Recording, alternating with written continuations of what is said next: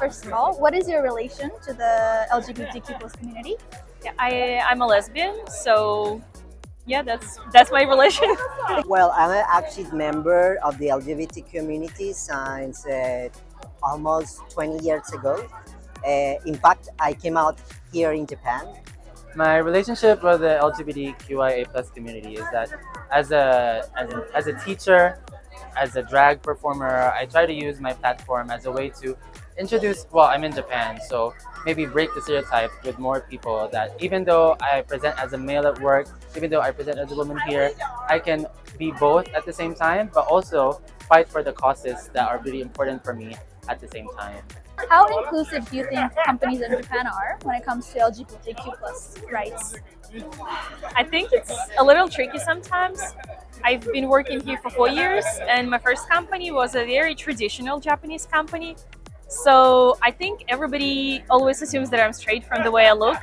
But at my current company, it's gaishike, so people are a little more open. And last year, actually, I almost accidentally came out to my colleagues, but it was amazing. Everybody was like, "Oh, you seem very happy with your partner," and everybody was supportive. So I think it depends. Yes, a couple of years ago, I used to work for some Japanese companies, and they were very nice.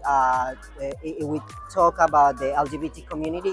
Yeah, I felt very comfortable. Never I felt or afraid or threatened by anyone.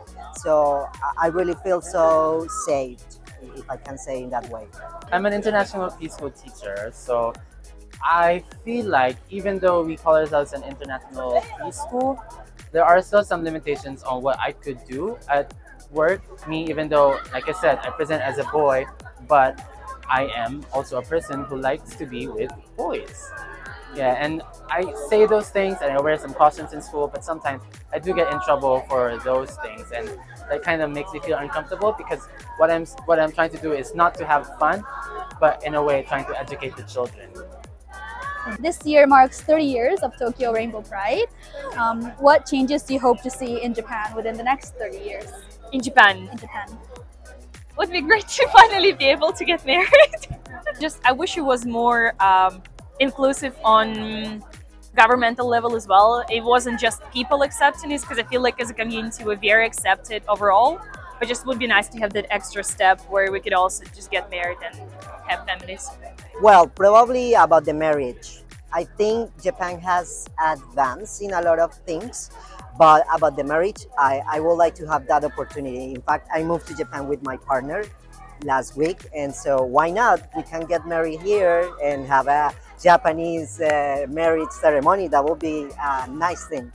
Well, I'm happy that we have this in Japan for 30 years now, but I do hope that in 30 more years, not just in Japan, but around the world, I hope that Pride events won't exist anymore in a way where we LGBTQIA plus people fight for our place, because we already do have our place.